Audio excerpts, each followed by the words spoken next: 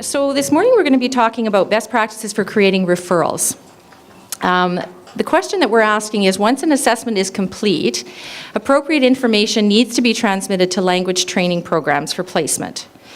So we all do that in our assessment centers. What are the pieces of information that are needed by stakeholders to ensure best placement?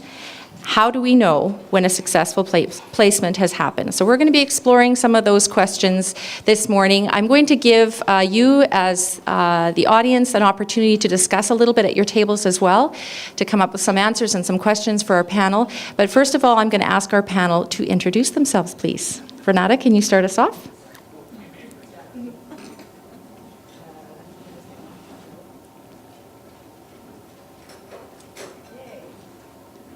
Technology. Can you hear me? Thank you. Yes, my name is Renata Ćosić, is how you pronounce my name, but that's okay. I'm the manager of Federal Programs and Funds Development at International Women of Saskatoon in Saskatoon. So we manage the language assessment and referral centers in Saskatoon, Regina, and also Prince Albert. Great. Thank you, Renata. I'm Angela Mowbray, and I'm the head teacher / assessor at Westman Immigrant Services in Brandon. We have a relatively small program, especially compared to big cities like or Winnipeg that has a program like Wellart, but we also still have to do all the referrals. So. Good morning, everyone. I'm Biljana Tratnik, and I'm Assessment Services Manager with ILWARC in Calgary. Good morning, I'm Carla Woods. I am a resource teacher with the Winnipeg School Division Adult English Language Program. Good morning, my name is Stuart Schwartz. I'm Program Manager at Red River College Language Training Center, full-time programming supported by Immigration, Refugees and Citizenship Canada. Thank you. So you'll notice that two people at the end of the table, something doesn't belong here, right? Well, they do belong here, but we've asked two representatives of a couple of the language training programs in Winnipeg to join us because we thought it would be interesting to hear perspective from the schools as to what is useful for them and what is most valuable for them when they are getting the referrals to their language programs. So that's why we've asked Carla and Stuart to join us, and so we're looking forward to the unique perspective that they can provide to us as well. So the first question that I'm going to ask is just a really simple one, and that's what do you include on referrals? So I'm going to ask the panel and the first three people only to answer this question. You don't need to mention things obviously like name and address, those are basics, but anything that your program includes in particular on referral forms. Renata? Okay, so with the referral, so following an assessment, a client goes into our referral room and they talk to a referral staff member. And the staff member will talk to the client about their needs in order to place them properly. So the information that we send out to the link service providers. First of all, on the assessment report, obviously, as you know, we have a comment section. So the assessors will fill that out with the comments. And we try to stick with the kind of the can-do checklist statements. So it's very professional and official. Any other information, if in the referral process, the staff determines, okay, this client has a unique situation and some of this information would be good to know. We're not going to include it in the comments on the assessment report, obviously. So the referral staff will send an email to the link service providers. And some of the information is, for example, if the client has a disability or some kind of cognitive impairment. So we don't want to put that on the assessment report. That will be sent in an email. Another thing that we send an email for is if a client is a refugee. As many of you may know, that's on the waitlist guidelines. If the client is a literacy student, we also send an email, and then we scan the literacy skills and strategies checklist from the LPT, and we send that to them as well because that's important for the teachers to know. Yeah, you're going to ask us the second question later, yep. Right? Okay. Mm-hmm. Okay. One of the things that came up at one of our table conversations yesterday that some programs do and others don't is part of the data that's included on the top with personal information is years of education, the type of education that a client has, which some people in some programs said would actually be really useful to know because they don't necessarily have access to that information and can't necessarily find that out. And we also include the comments, as they do in Saskatchewan, of course, levels, and we try to do comments. We only really refer to ESL programs, so our comments, we try to make them so that they're usable by teachers and they make sense to them as to what the client can do at that level, because even if someone's a level 4, it varies from student to student, as I'm sure you've all seen before. So at ILWARC, after assessment is done, and then different options are discussed with the client based on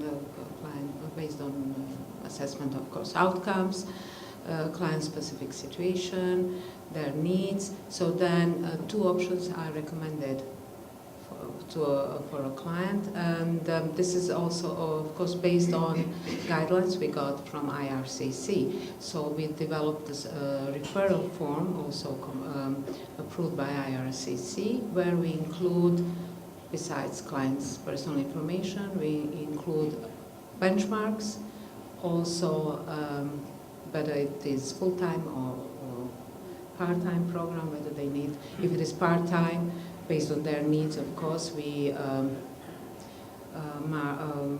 include morning, evening, afternoon, and also then this referral form is taken by a client. So they have 2 options, equal opportunity options, and they have to choose where to go. So they take the referral form to those of 2 institutions. They pick which institutions they will go to, and then it continues, like the story continues, depending on whether there is wait list there or not. Okay, thank you, Biljana. I'm going to give you, as groups now, about 2 to 3 minutes just to talk at your table. If there's anything that wasn't mentioned up here, maybe you can just share that with one another. If there's something unique that your LARC does or includes on referral forms, if you can just chat about that, I'll give you 2 to 3 minutes to talk about it, and then we'll just quickly report back after that. So go ahead. If we can just get everybody's attention back up here. It's great to hear everybody so engaged. I didn't want to interrupt you too soon. So what I'm going to do is just ask if there's something that wasn't mentioned up here already that you feel is unique that was raised at your table. Could you please have somebody from your table stand up and mention it? And I think Sangeeta will pass a mic around so that we can all hear you. So feel free, whoever would like to go first. I know you're not shy. Okay, right here. Thank you. Thanks, Joanna. Okay, yeah, so kind of adding on to what Renata had said as well, in the referral we provide them with a referral package. So we'll give them their Understanding Your CLB, we'll give them a referral card, and on the referral card we'll select whether or not they have childcare needs. Sometimes we'll print off like bus information for them as well, so if they need to get a bus from their home to the classes or from the LARC as well. Great, thank you. Should we move to this table, maybe? Anybody from this table, anything else mentioned? No? No? Okay. Anyone from this table at the front? No? How about the WellArc gang? Come on. I know there's something that's included on the WellArc referral that may be unique here. The UCI number?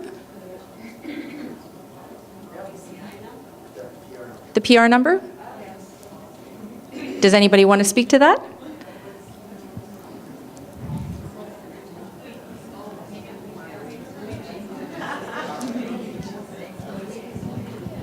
So one of the things that we include in our referral form at WellArc is the UCI number, as we're federally funded and all of the programs that we refer people to are link programs.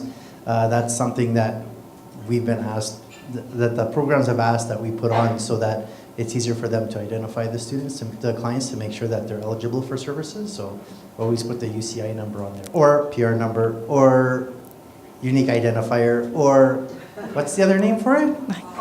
FOSS. Thank you. I knew there was something else. But that's it. Right.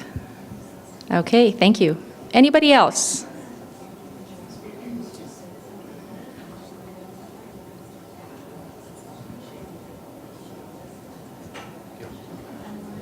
So, talking about refugees in particular, in terms of referral, we have a process in place at LBARC that all refugees who are actually residing in the reception house, we have a contact person there, and they are sending a list of all those newcomers to LBARC and book appointment for their assessments. So the protocol is that once we do the assessment and make the referrals, we will get back to them to let them know that the assessment has been done and a referral has been made. So this is a kind of protocol between us and the reception house. Thank you. Great, thank you. Anybody else? Last chance? Right here? Well, in smaller centers, you don't so much have the opportunity. In smaller centers, you may not have the opportunity or luxury of having an assessor as one individual and then a referral person as another individual. So the assessor is doing double duty. The assessor is providing the language school referral as well as doing the assessment. And certainly in our area, we're providing additional kinds of referrals to community kinds of organizations or groups that could enhance the individual's language learning, right? It's not just a language referral to a school. So all I'm saying is in smaller centers, that dual role is a single role. Right. Thank you. And I think there was one other person over here. So after referring our clients to the 13 linked schools in Edmonton and a number of ESL institutions, if we sense that a client needs a thorough educational counseling service, we usually advise them to book for a 45 minutes to a 1 hour counseling session with an EC counselor. Okay, so I think that's something that is unique to a couple of centers, but not to everyone. I don't know, is this working? Yeah. Working? Okay. Just to add that at ILWARC, we also, assessors are providing not only assessment, but referrals as well. So it goes as intake, assessment, and then referrals are issued by assessors. In case of clients, low-level clients, when they're like pre-benchmark till benchmark 3-4, we have first language counselor that will help with referrals as well. And their role is very important when clients really cannot speak any English. So they will talk to them and suggest options as well. Also, we also have very similar as LARC educational counseling if needed for clients. Okay, thank you, Biljana. If there are no further questions for the panel, does anyone have any other questions for the panel on this topic? I'm going to ask Carla to begin and then Stuart to answer as well. If you could speak a little bit about what would be helpful for you as programs, as language training programs, to see on a referral form that is not already being provided, or if there's nothing that that's there, if you can speak about what's most helpful. Sure. I would say, and it is provided, it's just not always the same. You know, if the assessor changes, sometimes it's recorded a little bit differently. A sort of clear designation between literacy and regular stream. And Stuart and I were just talking about this. Sometimes it's not just years of education. There are other kind of, aspects that went into the decision-making of the assessor and referrer. And any of those details that can be provided are really helpful to us. We have the literacy placement test. We love to get a copy of it if it's been done by the student. We're fortunate, we have a very large program. We actually have a Foundation B class and a Foundation D class. We're really lucky, and we really like to use the literacy placement tool to help us decide between those two. We look at the comments of the assessor and where the check marks fall, how many cans, how many, you know, those really are very helpful to us. And other information, we got this, started getting this in June, and we were really happy, is if they're doing a special program, like in Winnipeg we do the entry program, if you indicate the dates when they're done the entry program, if you know them, I mean you don't always know them, but if you do, that was really helpful, because last fall we called about 6 people and they came in and we're like, great, we got a class, and they said, yeah, but we haven't actually done entry yet. So we had to take them off the list, and then they had to wait a little bit to get back in at that point. Otherwise, I mean, it's filled with, you know, what we get from WellArc is filled with a lot of really useful and helpful information, and we're really appreciative. And the more details, the better. It really does help. Thanks. I was just going to quickly mention, Stuart, so in Winnipeg, the entry program is an information and orientation program that begins with language training as well. So clients in Winnipeg go to a centralized registration at what we call Manitoba Start. Then they go to the entry program to begin their language training and receive information and orientation. Depending on the level of the client, that may be anywhere from a week to 4 weeks. And once they're completed that, then they go to the Assessment and Referral Center for their language assessment. So that's what Carla was referring to there at the entry program. Oh, Deborah? Yeah, just the checklist. Okay, thank you, Deborah, for clarifying. Okay, Stuart.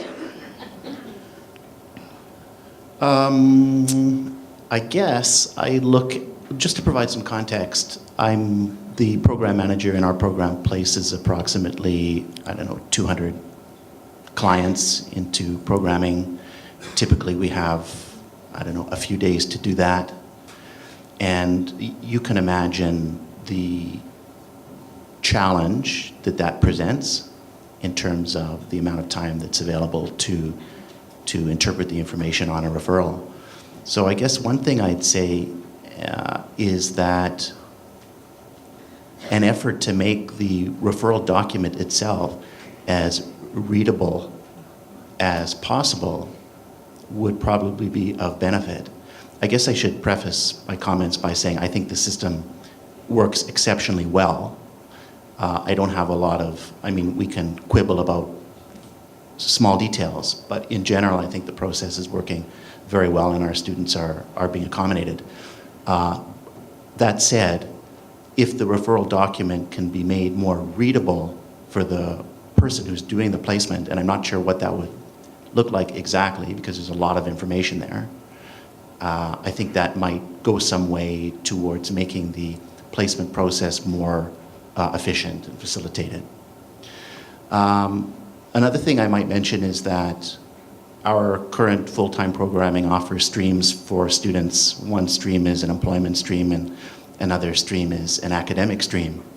And I think information that can be elicited from the client in terms of their needs, their goals, would be very helpful. So if a client is interested in pursuing post-secondary education and that's indicated on the referral form, then that client can be placed more effectively than if that information is not there. And I think WellArc is doing a good job of communicating that information. Does anybody did you have more to say on that, Stuart? I have lots to say, but okay. I think I'll stop there for now. Did anybody have any questions for Carla or Stuart? Or any comments about what you've heard? No? Okay. I'm going to give you another 2 to 3 minutes. What I'd like you to talk about at your tables is anything particular to your region or what you've heard from schools that you work with about what they find most useful on the referral form, or any feedback that they have provided to you about, it'd be really useful if we could see this, and if you don't have that kind of relationship with your schools, maybe just chat about if you think that would be useful. All right, so I'll give you the next 2 or 3 minutes to talk about that. Okay, we're going to get everyone's attention back up here. I guess when you put a whole room full of teachers together, this is bound to happen, right? We all have lots to say, which is great.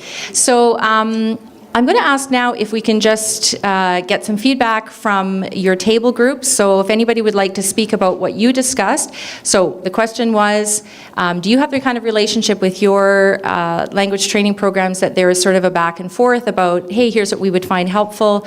If so, what are some of those things that you include on your referral form? If you don't have that relationship, is that something that you think would be useful for you? So would anybody like to speak to that? Or were you just talking about the museum tour last night? Okay, up at the front here.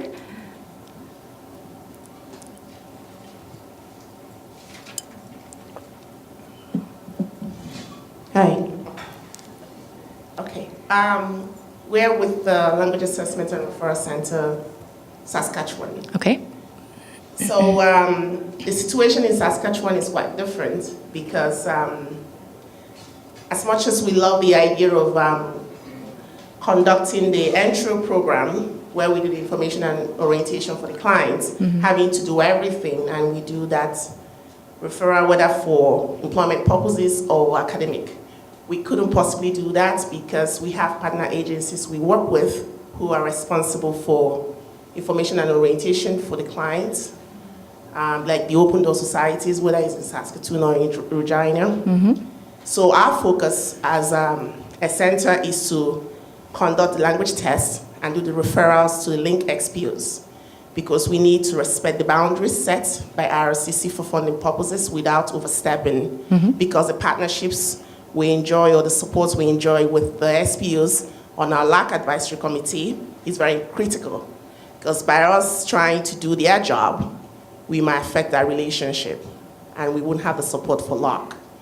Right. So we stay within the limits of our boundaries. Yes. So it's very critical for us, in as much as we want to do everything, because it works in the best interest of the clients to be able to do all that. They know to come to a centralized place and get the support and then go off into the community. But we couldn't possibly do that because Saskatchewan is peculiar. Right. Okay. Anybody else? There's a comment at the back, I think. Is that Beulah?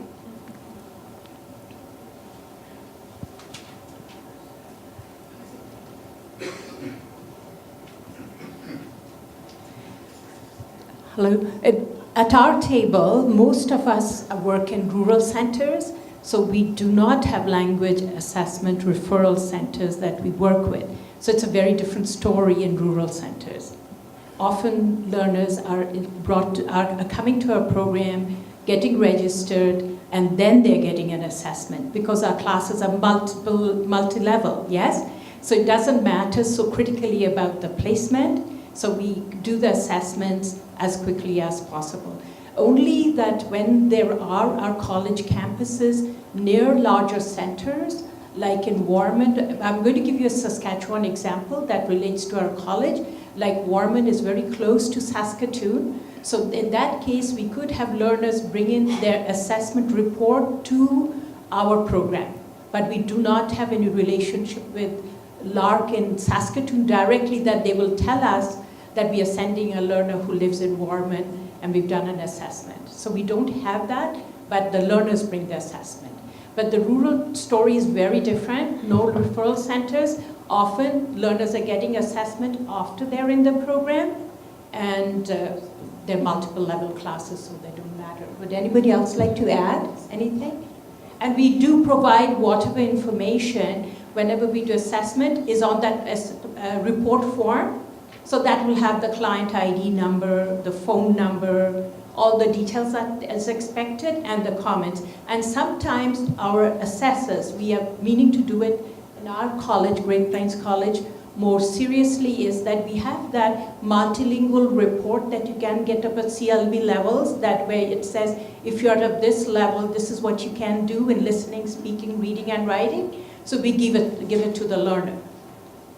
And their multi-language report, those are available at CLB level, so we give it to the learner, explain the learner, this is what you can do. Okay. Sometimes you do that. All right, thank you. You want to add? So it sounds like there is quite a few regional differences between urban and rural centers, differences that are just from province to province as to what people are including on referral forms or how that information is being shared. It sounds like even when the assessment is being done, there's quite a variety around that. Anybody else wanted to speak to this topic, or any questions for our panelists? In particular, Stuart or Carla, about what is useful for schools on those referral forms? Yes, go ahead. I just wanted to share something that we did in Halifax. We formed a special needs committee between our center and the LINK programs, as well as some labor market programs and other service providers in the community. And this committee has done a number of initiatives, including staff training, awareness building, as well as, for example, they had a mental health workshop for staff. But one area that they have been, so ISANS, which is the main settlement provider and language program, LINK program in Halifax, has an ASL for EAL program, as well as EAL program for those with intellectual disabilities. And so part of our work as the committee was to agree upon a way to communicate the special needs of clients. So that, on the referral side, involves maybe sometimes no one necessarily has a diagnosis per se, and those are very expensive and difficult to get for adults. But what we've agreed upon is to talk to the client about what many of you probably do already, which is just say, okay, is there anything that the teacher should know that would help you in the classroom? And for some families and individuals, they may not have even identified this formally, but they may have many strategies for dealing with it in their own family. So we talk to them about those strategies, and as a community, the LINK schools and the assessment center, where instead of labeling those special needs that we have no jurisdiction to label, we are more focused on strategies. So no matter what the challenges facing the client are, or what they're called, how can this learner maybe better be supported in the LINK program? Great, that's really helpful, Erin, thank you. Can I ask maybe the panelists to speak about, just briefly, about what you do when these kinds of special needs or learning disabilities are identified at the assessment center, and how you share that information with the schools? Biljana, do you want to start us off? Since the mic's right in front of you. Well, at Tilburg, we established separate procedure for clients with special needs in terms of assessment. So clients first come, we have one assessor who is coordinating this. So clients first come for intake and needs assessment, where our coordinator goes into details determining what kind of special needs they're in question. So we developed needs as a list of actually a form where we when we do needs assessment. So based on all the information collected from the client or accompanying a family member, or sometimes even documentation that's provided, we then first book an appointment, and also we ask clients for their feedback, depending on their special needs, what would help them, what kind of accommodation we can provide to help them to actually do the test to the best of their abilities. So then we book an appointment for them, and of course we cannot modify or change the content of the test. It's a standardized test, but we try to use some assistive technology, as you know, it's very expensive, but we try to use whatever we have to help them, a larger font or whatever will help them. So we actually the feedback we got from our clients is really good. They are really happy to have this special kind of treatment. So everyone. So because in the past we try to help a little bit, give them a bigger, larger font, and that's it. Sometimes we didn't even assess, let's say, one area, listening and speaking or reading and writing, but now we are trying more, and then after the assessment there are comments that are included together with their report, assessment report, that are sent to teachers. Of course, we don't have expertise, we cannot diagnose them, but we are trying to accommodate more their needs and to send this more details to teachers, to SPO, so they can actually have more knowledge about the background of these clients. Okay, thank you, Biljana. Angela, maybe as someone from a smaller center, if you could speak to that question as well, because I know those resources are not necessarily available in smaller centers. In Brandon, we're quite lucky in that all our settlement services are also in the same building. And before people come for an assessment, they've done an intake with a settlement facilitator, often in first language or with a language assistant or an interpreter. And all the information they've gathered is available to us as well. So we can see that information because a lot of our clients are stage 1 learners. So the ability to even have that discussion with them to try to figure out the issue is really difficult for us. And most of our assessors, well, all of them except for me, are just casual, which was mentioned in rural centers. Assessors are doing a lot of different things usually. Right. And we're lucky in that we only refer to like 3 places.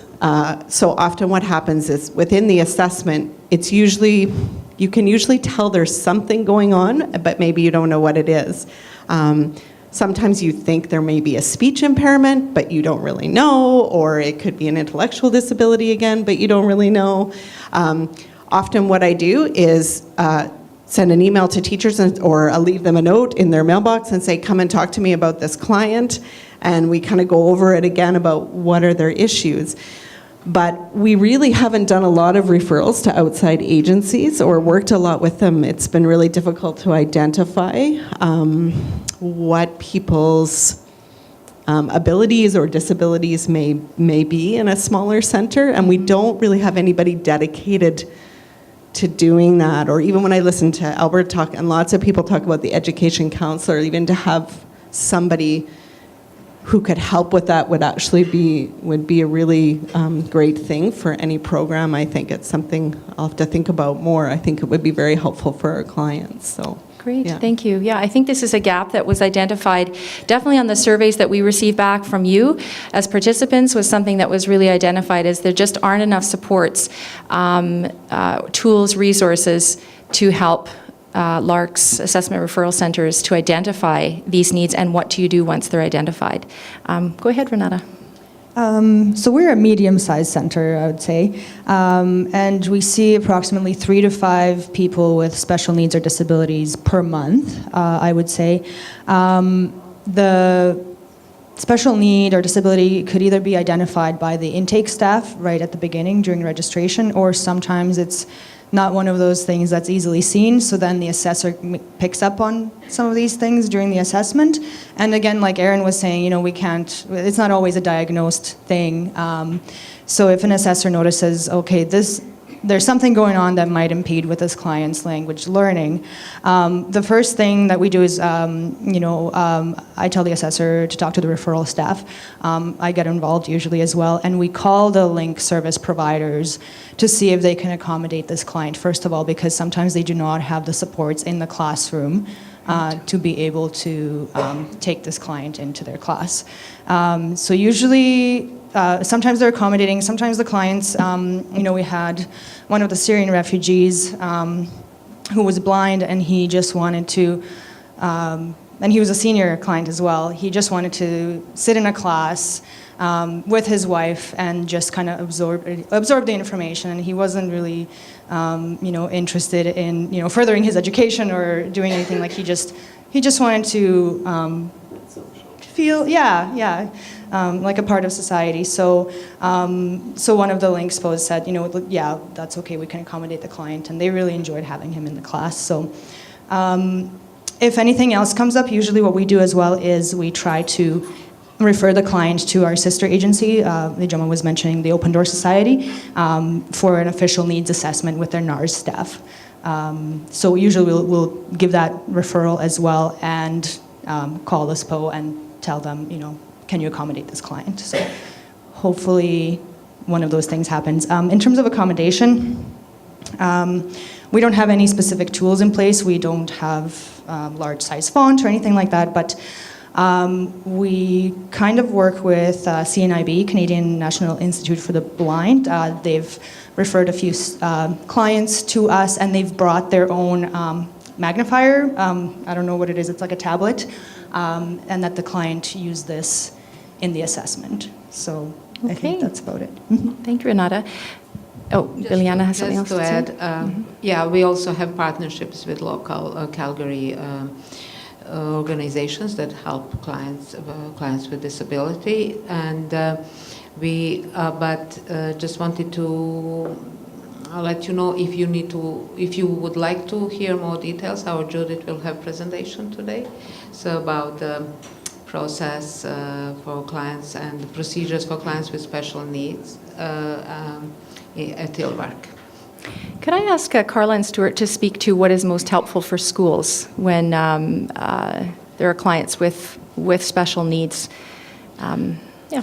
Right, so if we're given a heads up, we're fortunate at Red River College to have an accessibility services department, so we leverage their expertise in linking with community organizations that can support a client who is learning how to use assistive technologies, and then we can accommodate that client in the upcoming term.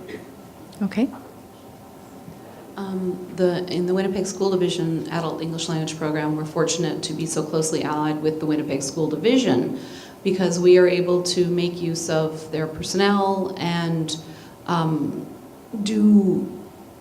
we get a heads up from WellArc someone's coming who has a certain special need, and we are either able to find someone within our own organization to assist them, whether it's an EA or someone who knows Braille or that kind of thing, or we can work on making community connections and community referrals to places like CNIB.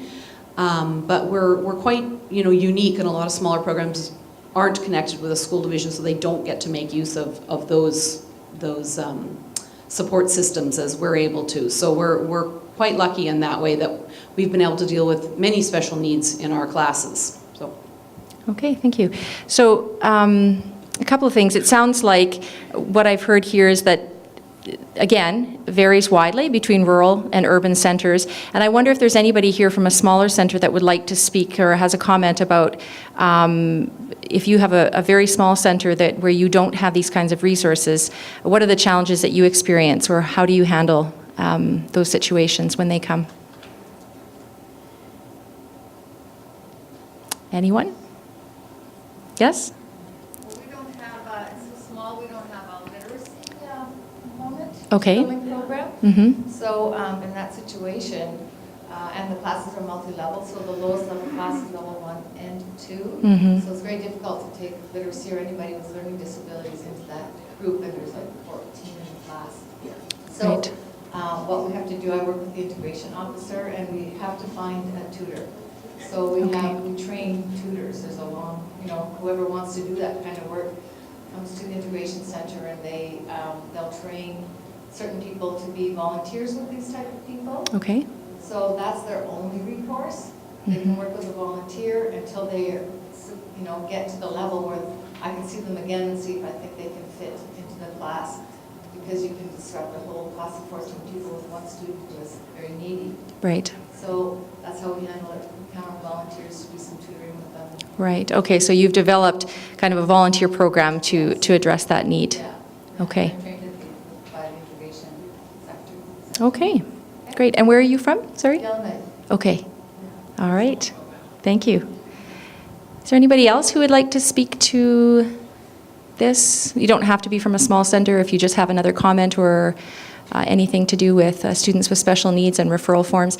It sounds also like the whole aspect of giving the schools a heads up, although that's not a very official sort of process, it sounds like all of you are doing that in a variety of ways, and that's very key, because I'm sure we all know, many of you are teachers as well, and so just having a student show up in your program without that advanced notice is very challenging. So I think you're all working with your assessment referral centers to do that.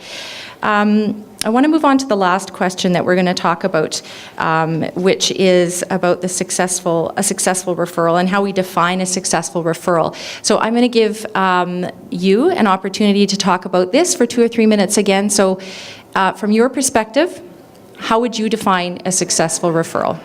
Okay, if we can get some reporting back going, and then we can hear from as many tables as would like to share with us. So we haven't heard from as many people at the back of the room over there. Maybe we can start back there. Is there anybody who has some comments about what would you identify as a successful referral? What would define a successful referral to you? Is there anybody at some of the back tables there that would like to speak to that? Great, thank you.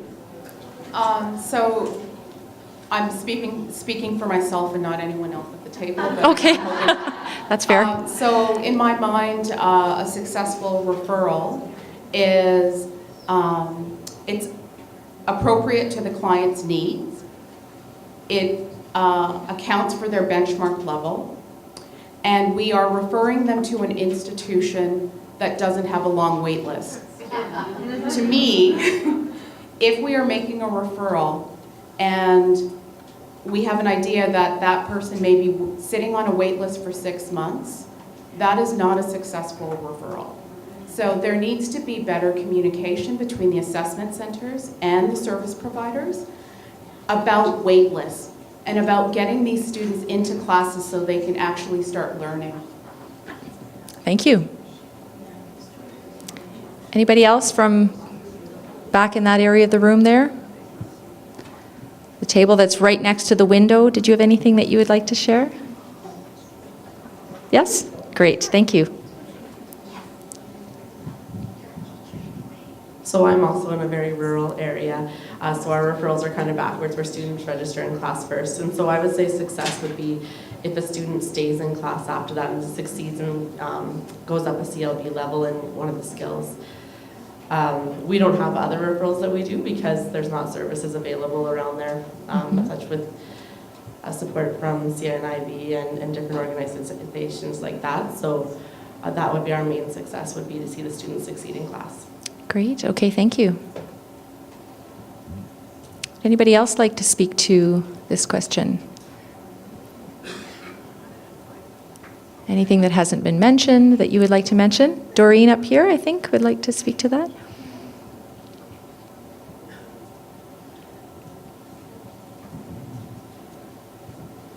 Hi, we kind of measure success in our ESL program by student retention. Okay. And I think if you watch attendance stats in classes, that you'll see whether or not some students are finding the class useful or not, because they'll keep coming. It really comes down to, are they getting what they need? Because most of them vote with their feet if they're not. Right. Good point.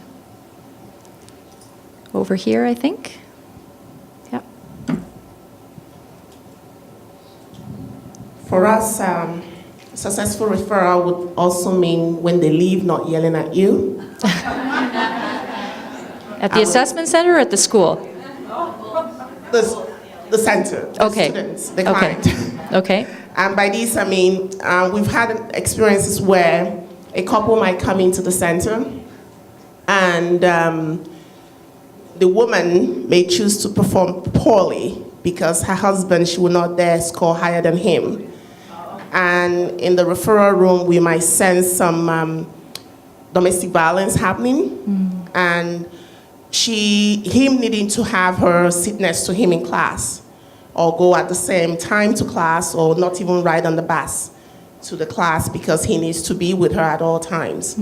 So even though we insist on making sure that the particular client's needs, say the woman's needs, are catered to, and say, okay, this is your level, and this is your level. For us, we know at the back of our minds that she might end up not going to class because he will eventually dictate where she goes. So in our minds, we figured, is it really successful for her in light of her peculiar circumstances? And you never know. Yeah. Sounds like there's some sort of nodding going on around the room. How is this handled in your center? Because it sounds like this is a situation that does come up. Is there somebody that's doing something in particular? Aaron, did you want to speak to that? I often just give my card to both people Mm-hmm. in the room, and there's lots of different situations, but I often just make sure that they know how to contact me. Mm-hmm. And sometimes people take me up on it and contact me separately at some point. Mm. And we have there's a counselor at ISANS, which is our sister, and we will pass on that information if it's requested, but I make sure that my information is given to everybody who comes in for the language counseling. Does anybody contact the school, for example, where that referral is being made, and is that appropriate?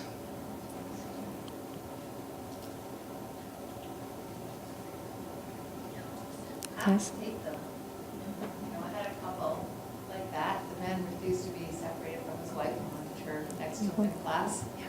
And they were different levels. He was lower level than she was. Mm-hmm. So I had to put them together in the same class, and that's the way it was.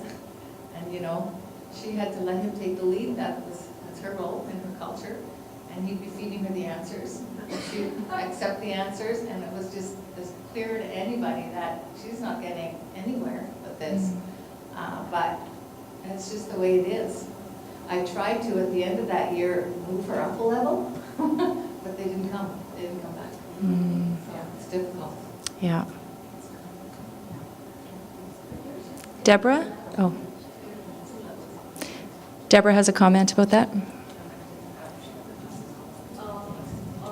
I think it is important for us to transmit to the schools any particular concerns there are about a client's special needs. So, I mean, if that's needs like this person's in a wheelchair and needs to be able to get access to a classroom, that's one thing. But it may be that a separate email needs to go to say, this person is really nervous about being in class and may need a little extra TLC at the very beginning. Or this person has an abusive partner. Please make sure that there's no information given anywhere around that we need to protect this person as much as possible.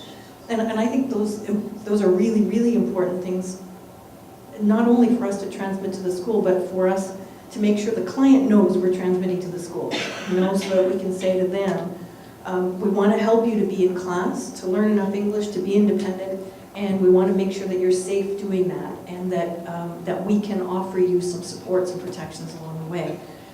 So in whatever way we can do that, whether it's a phone call, I have phoned Carlo or Stuart on occasion and said, I got kind of a special situation here. And then they take it from there. And it means that the client knows that we trust they're speaking to us and that we're holding them as, important people. Thank you. Anybody else like to comment on that sort of particular situation and those very tricky, yes? I actually... It's on. Okay. I actually had a comment that wasn't necessarily in that situation in particular, although we try to do the same things and have come across that where the wives have not wanted to move forward in a different class, not necessarily because the husband was abusive, but just because the husband would then look not as smart or as capable. And at the beginning, we accommodated that and, had both husband and wife in a class, and it was an easier transition the second year. Luckily for us, they did come back, and we just said, okay, you're going to go over here and you're going to go over here, and tried not to make a big deal about it. But it is a really tricky thing in that you don't want there to be issues at home later for the wife, And just because we think you should be in a higher level, if that's not the best thing for you once you leave, that's not the best thing for you.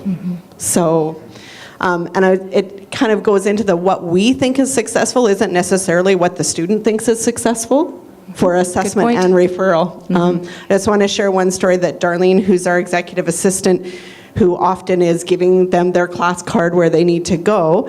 So the assessors will be very diligent and explain, you know, everything to them, and these are the comments that we made, and this is why, and you need to work on this. And then the assessor walks away and they turn to Darlene and say, what level am I? So I think success is really them understanding where they're being placed, what their overall level is, and all the other things like, oh, if you work on your pronunciation, it'll be helpful, or your grammar. In class, the teachers will help them with that, and we do now, especially with PBLA for teachers, they have a lot of opportunities to discuss strengths and weaknesses with students and help students recognize their own. So in the assessment piece, that might be useful information for teachers, but I think sometimes for students, they either don't understand or don't care. They really just want to know their number at the end. So. Right. Carla, did you want to comment on the previous topic? Yeah, I wanted to just say that I know in our school, we often don't know who's married. Okay. And sometimes we try not to put husbands and wives in the same room. Right. But sometimes you find 6 weeks in, these guys are actually married to each other. Right. So I don't know if there's a way to, I don't know if there's a way to indicate that or not. But I think in the circumstance where you suspect there is an issue, then I think there's always an effort made to try and indicate that on the referral sheet. Right. Okay. Maybe I'll just give the panel as well an opportunity to speak to the question about what is a successful referral. So, yeah, Renata, did you want to? I have 5 points. Okay. She's well prepared. Okay, so first of all, we need to ensure that the benchmarks are accurate and that the overall placement is accurate. At the LARC, we have 2 assessors working at the same time, and they double check each other's work. So this is kind of especially the case when a client has a spiky profile, for example, if they're a 5-5-4-3. So are we going to place that client in a level 5 or a level 4? So the 2 assessors will talk to each other and determine, okay, they should really go into level 4 because of their writing. Second point is that the client's needs are met. So are they going to a class where it's accessible to them? If they're taking 2 buses, you know, is that really the best place for them? Sometimes it's the only option, unfortunately. You know, is it a mother with 3 children? Is there childminding available? You know, that's a successful referral if there's childminding on site for her. Somebody already mentioned retention, and if the client stays in the program for an extended period of time, moving up to the next level, you know, we want them to move up at least to a level 4, but they should really move up higher than a 4 so that they can get jobs that pay them a living wage.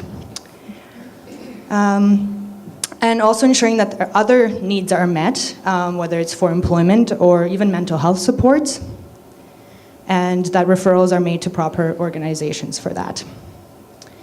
And then, of course, my last point is receiving the feedback from the LINK service providing organization. So for us, no feedback is good feedback. At the beginning, I received more feedback, and it's great because we use that to improve our systems and procedures. And the LINK service providing organizations always know that they can contact us in case there's an issue. So usually if we don't hear from them, then we feel like that's a success. Thank you. Yes.